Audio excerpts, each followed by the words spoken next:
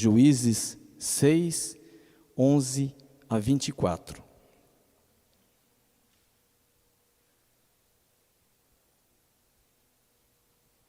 Vou estar lendo, os irmãos acompanhem. Então veio o anjo do Senhor e assentou-se debaixo do carvalho que está em Ofra, que pertencia a Joás, a Abserrita. E Gideão, seu filho, estava malhando trigo no lagar para pôr a salvo dos medianitas. Então o anjo do Senhor lhe apareceu e lhe disse: O Senhor é contigo, homem valente. Respondeu-lhe Gideão: Ah, Senhor meu, se o Senhor é conosco, por que nos sobreveio tudo isso? E que é feito todas as maravilhas que nossos pais nos contaram, dizendo: Não nos fez o Senhor subir do Egito? Porém agora o Senhor nos desamparou e nos entregou nas mãos dos medianitas. Então se virou o Senhor para ele e disse: Vai nessa tua força e livra Israel da mão dos medianitas. Porventura não te enviei eu? E ele lhe disse: Ah, Senhor meu, como que livrarei Israel? Eis que a minha família é a mais pobre em Manassés, e eu menor na casa de meu pai. Tornou-lhe o Senhor: Já que eu estou contigo, ferirás os medianitas como se fossem um só homem. Ele lhe respondeu: Se agora achei mercê diante dos teus olhos, dá-me um sinal de que és tu, Senhor, que me falas. Rogo-te que daqui não te apartes até que eu volte e traga a minha oferta e a deponha perante a ti. Respondeu ele: Esperarei até que voltes.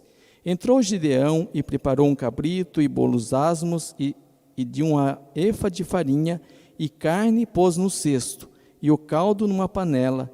Trouxe até debaixo do carvalho e lhe apresentou. Porém o anjo do Senhor lhe disse: Toma a carne, os bolos asmos, põe sobre essa penha e derrama-lhes por cima o caldo. E assim o fez. Estendeu o anjo do Senhor a ponta do cajado que trazia na mão e tocou na carne e os bolos asmos. Então subiu o fogo da penha e consumiu toda a carne e os bolos. E o anjo do Senhor desapareceu da sua presença. Viu Gideão que era o anjo do Senhor e disse: Ai de mim, Senhor Deus, pois vi o anjo do Senhor face a face. Porém o Senhor lhe disse: Paz seja contigo, não temas, não morrerás. Então Gideão edificou ali um altar ao Senhor e lhe chamou de O Senhor é Paz. Ainda até o dia de hoje está o altar em Ofra, que pertence aos Abserritas. Vamos orar mais uma vez?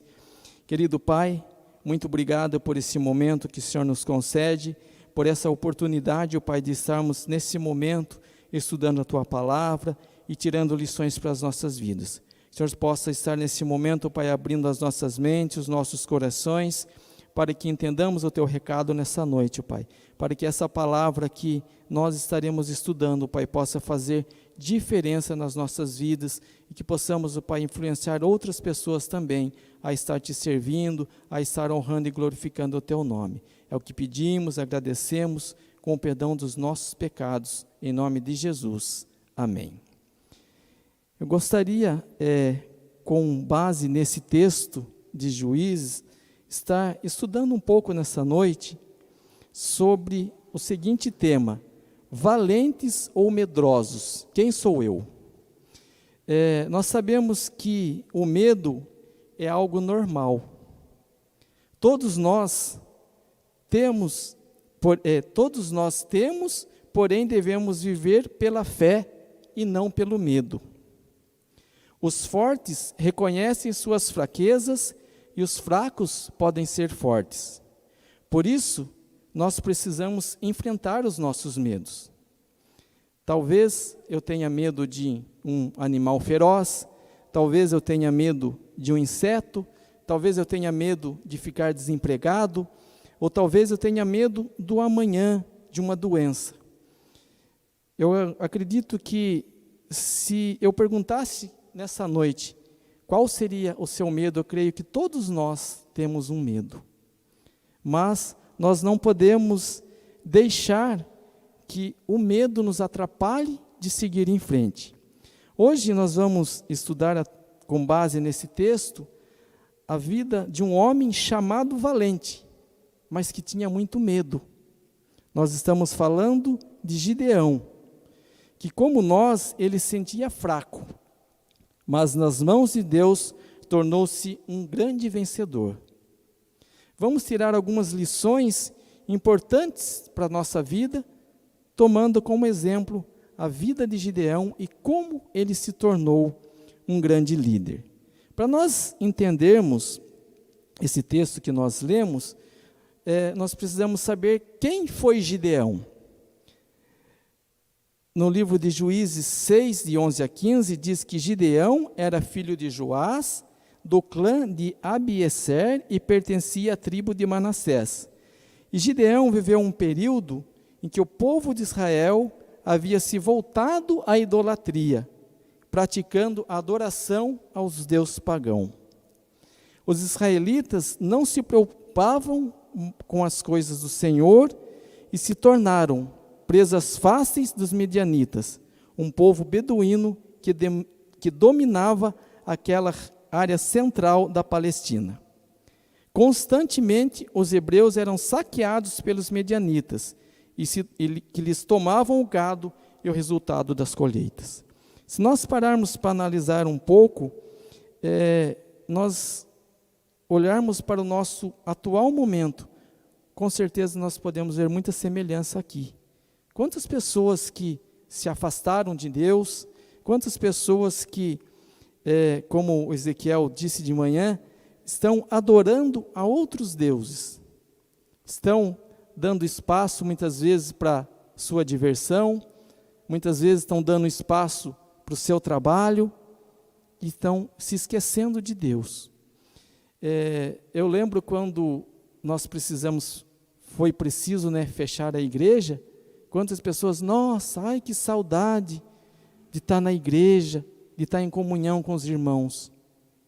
Nós temos pessoas que nunca mais voltaram na igreja. Como assim? Que saudade é essa que passa rápido?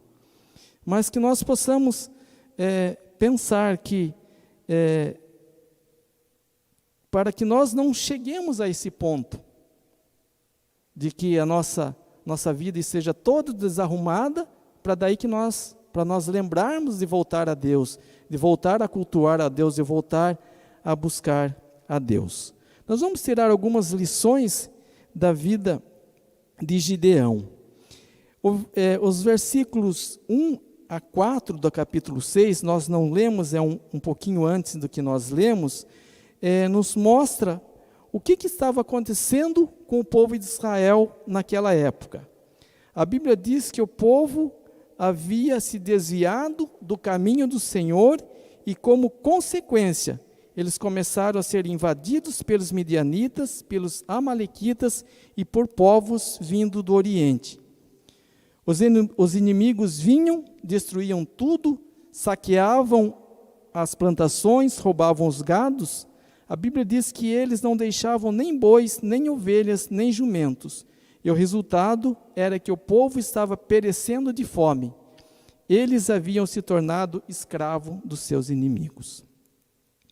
Mas aí vai entrar o Gideão na história. E aí fala que lá no versículo 11 e 12, que um anjo apareceu a Gideão, dizendo: então veio o anjo do Senhor, assentou-se debaixo do carvalho que está em Ofra, que pertence a Joás, a Abserrita, e Gideão, seu filho, estava malhando o trigo no lagar, para pôr a salvo dos midianitas. O anjo do Senhor lhe apareceu e disse: o Senhor é contigo, valente. O que era que Gideão estava fazendo quando o anjo apareceu para ele? Gideão estava malhando o trigo no lagar. E o que é um lagar? O lagar é um local, é um tanque que é usado para pisar a uva para fazer o vinho. Então não era um local dele malhar o trigo, Mas por que ele estava malhando o trigo no lugar que era para fazer o vinho? Que Gideão estava fazendo, na verdade, ele estava tentando esconder o trigo dos inimigos. Ele estava morrendo de medo de ser roubado. Então, se a gente para pensar, depois nós vamos ver que Deus vai chamar ele de valente, mas aqui ele já mostrou que ele estava com medo. Ele estava com medo de ser roubado aquela plantação que ele estava malhando. Mas a grande questão foi a maneira como o anjo cumprimentou Gideão. Ele disse no versículo 12: o Senhor é contigo, homem valente. Mas o que é valente? Valente é aquela pessoa que não tem medo de nada, que não tem medo de desafios, que não tem medo de perigo, que encara toda situação que vier pela frente. O que não tinha nada a ver com Gideão, na verdade, ele era alguém medroso, como todos nós temos os nossos medos, temos os nossos questionamentos. E sabe por quê?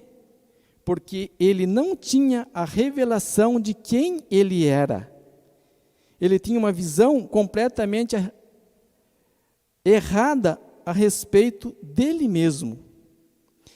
E por causa dessa visão, ele se tornou escravo, alguém incapaz de sonhar com o futuro. A única coisa que passava pela cabeça dele era salvar um pouco do trigo para sustentar a sua família. Se nós continuarmos lendo o texto, nós vamos ver que no versículo 15, o que ele fala? Eis que a minha família é a mais pobre em Manassés, e eu, o menor na casa do meu pai. Então, essa era a visão que Gideão tinha dele mesmo. Ou seja, eu não sou ninguém, sou um zero à esquerda, alguém completamente incapaz, irrelevante, o menor da família mais pobre da tribo de Manassés. E às vezes a gente também passa por essa situação. Às vezes nós nos achamos tão insignificantes, tão sem importância, que nós podemos ser comparados como Gideão. Que nós achamos, eu sou o mais pobre, eu sou o menor. Mas nós vamos ver que o anjo chamou ele de homem valente. Sabe o que Deus estava fazendo na vida de Gideão? Ele estava alinhando a visão de Gideão, mostrando para Gideão quem ele realmente era. Porque a visão que nós temos a nosso respeito vai nos determinar aonde que nós queremos chegar. Às vezes a gente conversa com uma pessoa que é pessimista, você fala, eu estava pensando em fazer um negócio lá, não vai dar certo. Você conversa com outro, mas... E aí um exemplo que eu achei interessante, que fala que se nós tivermos a visão de uma galinha, nós vamos ficar olhando para baixo, ciscando, sem sair do lugar. Mas por outro lado, nós também podemos ter a visão de uma águia. E quando nós temos a visão de uma águia, nós podemos voar bem alto, que ninguém poderá nos segurar. Deus tinha um projeto maravilhoso para a vida de Gideão. Só que antes disso, ela precisava ser alinhada. E muitas vezes nós temos projetos nas nossas vidas, mas esses projetos não estão alinhados com Deus. Nós temos sonhos, mas esses sonhos não estão alinhados com Deus. E aí nós podemos nos tornar como uma galinha, que olha para baixo, que cisca, que acha um milho, que acha uma minhoca, e tá bom. Ela não tem a visão da águia, que pode voar alto. Deus tem um projeto maravilhoso para a sua vida. Só que você precisa ter a sua visão alinhada. De que maneira você se enxerga? Qual é a visão que você tem a seu respeito? Isso vai fazer a diferença na sua vida. A gente se preocupa muito com pais, muitas vezes, que quando o filho faz alguma coisa, ele fala, você é um burro. Você não consegue fazer isso. E muitas vezes é essa visão que a criança vai ter. Eu não vou conseguir mesmo. Essa aqui é a minha vida. Então, nós temos uma responsabilidade muito grande de mostrar para as pessoas que elas podem ter essa visão de águia. E muitas vezes as pessoas vivem uma vida difícil, porque ela tem essa visão de galinha, ela não tem essa visão de águia. Você não é aquilo que as pessoas dizem que você é. Você não é aquilo que o diabo diz que você é. Mas você é quem Deus diz que você é. Ele sabe o que ele fala a teu respeito. Que você é filho amado em quem o Senhor tem prazer. Que você é alguém favorecido. Que Deus habita nos seus corações. Você é mais do que vencedor. Você é alguém que pode todas as coisas, porque Deus que te fortalece. Porque é Deus que te dá força para prosseguir. Nos momentos difíceis, nos momentos que nós muitas vezes nos sentimos fracos, nós temos essa certeza de que Deus pode mudar a nossa vida. A força verdadeira do servo de Deus não vem de si mesmo, e sim de Deus. Ninguém é forte o bastante para resolver seus problemas sozinho. Principalmente quando nós falamos sobre o nosso maior problema, o nosso pecado. O nosso pecado nos afasta de Deus, o nosso pecado nos impede de termos uma vida abundante. Dependemos de Deus e de sua graça. Paulo disse, tudo posso naquele que me fortalece, Filipenses 4,13. Os homens valentes hoje em dia são aqueles que confiam no Senhor. Muitas vezes nós confiamos na nossa inteligência, nós confiamos no nosso emprego, nós confiamos na nossa saúde. Muitas vezes nós nos sentimos tão fortes, mas se nós olharmos para a pandemia, nós vamos ver que quantas pessoas fortes foram embora. E quantas pessoas que tinham a saúde muitas vezes debilitada, estão aí, firmes e fortes. Que nós possamos estar sempre com isso na nossa cabeça. Que os homens valentes são aqueles que confiam no Senhor. E nós, muitas vezes, confiamos na nossa força até na onde nós achamos que nós temos.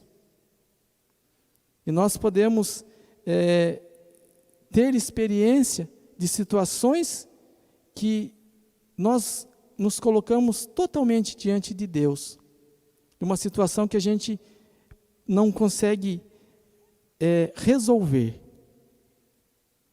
E aí Deus mostra para nós quantos nós somos fracos e quanto Deus pode fazer a diferença nas nossas vidas. Eu lembro que quando nós fomos cantar em Pederneiras, a gente tinha feito slide, tinha mexido no som, e pouco antes do culto da noite, o slide não funcionou, o som estava travando, mas eu acredito que naquele momento, foi um momento que o coral colocou na mão de Deus. E aí os irmãos que lá estiveram, puderam sentir uma emoção que poucas vezes eu senti. Quando nós terminamos a cantata, estava todo mundo chorando e ninguém nem sabia o porquê estava chorando. Mas aquilo ficou muito marcado para mim, porque não adianta nós tentarmos fazer as nossas coisas muitas vezes da nossa maneira, que Deus tem um projeto e que nós devemos colocar o mínimo que seja do nosso projeto diante de Deus, para que Deus possa nos estar dando vitória. Uma vez que nós entendemos quem nós somos, nós temos que ter a revelação a respeito de quem Deus é. Você faz ideia o que estava para acontecer na vida de Gideão? No versículo 14 diz: então se virou o Senhor para ele e disse: vai nessa tua força e livra Israel da mão dos midianitas. Porventura não te enviei eu? Aí essa parte é um pouco para frente, quando fala que Gideão com 300 homens venceu os midianitas. E eu fiquei pensando, Gideão foi enviado por Deus para lutar com 120 mil inimigos, com apenas 300 soldados. Ou seja, Deus o chamou para uma missão praticamente impossível. Então a gente vê que, depois desse chamado de Gideão, ele teve coragem para enfrentar. Se a gente fizer uma conta, seria 400 homens para cada soldado. Nós estamos falando do Gideão medroso lá atrás, mas ele sabia o Deus que ele tinha. Você acha que Gideão iria aceitar essa missão se ele tivesse a visão errada que ele tinha anteriormente? É claro que não. Mas sabe por que no final ele aceitou? Porque ele entendeu quem era Deus. Ele entendeu quem estava ao lado dele. E aí a gente vê no versículo 21, quando ele questionou o anjo e falou: ó, realmente isso aqui é Deus que está falando? E daí que é o caso quando o anjo toca, versículo 21. Estendeu o anjo do Senhor a ponta do cajado que trazia na mão e tocou a carne e os bolos asmos. Então subiu o fogo da penha e consumiu a carne, os bolos, e o anjo do Senhor desapareceu de sua presença. Foi justamente nesse momento que Gideão teve a revelação do poder de Deus que ele servia. Um Deus capaz de enviar fogo e consumir os seus inimigos. Eu fico pensando nesse texto, quando o anjo confirmou isso, e a gente vê que tem muitas, até pregadores, que falam muitas vezes que em nome de Jesus, em nome de Deus. Ah, porque vai acontecer isso na sua vida. Eu tive uma experiência na minha vida disso, que alguém falou: ah, eu orei de madrugada e vai acontecer isso na sua vida. E não aconteceu. É Deus que falhou? Não. Porque tem muitas pessoas que falam em nome de Deus, sem que realmente Deus tenha falado. Porque quando Deus fala, acontece. Quando você entende que alguém mais forte está do seu lado, fica ousado para fazer as coisas. Você não se sente intimidado com os desafios. Você enfrenta qualquer situação que tenha que enfrentar. Em outras palavras, você deixa de ser aquela pessoa medrosa e passa a ser um valente. E é justamente essa revelação que nós precisamos ter a respeito de Deus. Gideão foi para a batalha sabendo que ele era fraco, mas que junto dele estava o Deus mais poderoso do universo. Voltando para o final do versículo 12, a Bíblia diz o seguinte: o Senhor é contigo, homem valente. O anjo disse que Gideão era valente, mas também disse uma coisa ainda mais importante: o Senhor é contigo. Mateus 28, 20 diz: eis que estou convosco todos os dias até a consumação do século. Saiba, porque você pode ser esse valente que a Bíblia está dizendo, porque Deus é com você. Essa foi a promessa que Jesus fez para nós. Eis que estou convosco todos os dias até a consumação do século. Esse é o mesmo questionamento que muitas pessoas fazem. Será que o Senhor está realmente comigo? São tantos desafios na vida. A pergunta certa não é: será que Deus está comigo? Mas porque Ele está com você todos os dias da sua vida e não te deixa um segundo sequer. A pergunta certa deve ser: porque tudo isso está acontecendo? E eu vou te dizer por quê. Porque Deus quer mudar a sua identidade. Deus quer trazer revelação a respeito de quem você é. E a respeito de quem Ele é. Deus quer fazer de você um homem valente, uma mulher valente. E no final, Ele quer revelar a glória dEle na sua vida. Gideão só conhecia de ouvir falar. Deus queria que Gideão o conhecesse de maneira prática. E é isso que Ele quer fazer com você também. Mas nós só teremos isso a partir do momento que nós tivermos uma experiência real com Deus. Íntima, pessoal, entenderemos e enxergaremos o poder de Deus, o tamanho do poder do nosso Deus. Muitas vezes nós oramos e pedimos para que Deus nos dê mais fé. Que Deus só vai dar-nos mais fé quando nós passarmos pelas dificuldades. Como que nós vamos ter fé se nós não passamos por dificuldade? E como Gideão, nós também podemos ter essa experiência real com Deus. Essa experiência pessoal com Deus.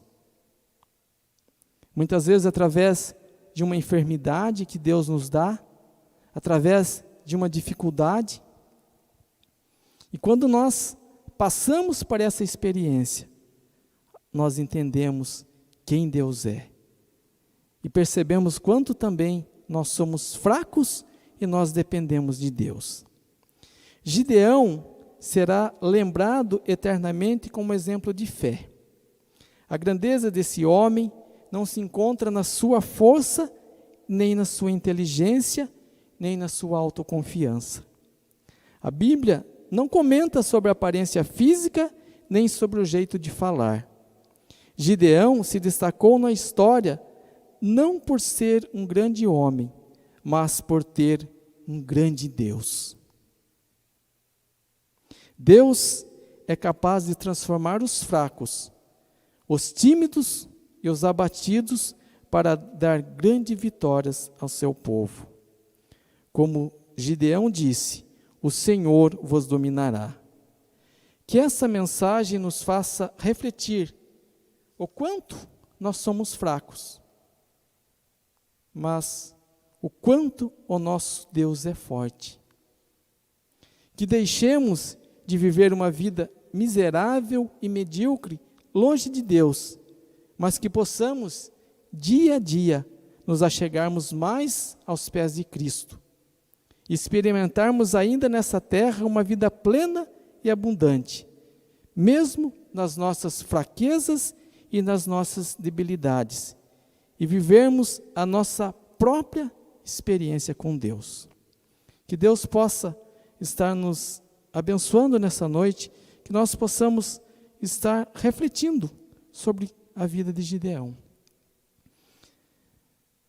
Olharmos para as nossas fraquezas, olharmos para as nossas dificuldades, mas lembrarmos que nós temos um Deus poderoso que está à nossa disposição.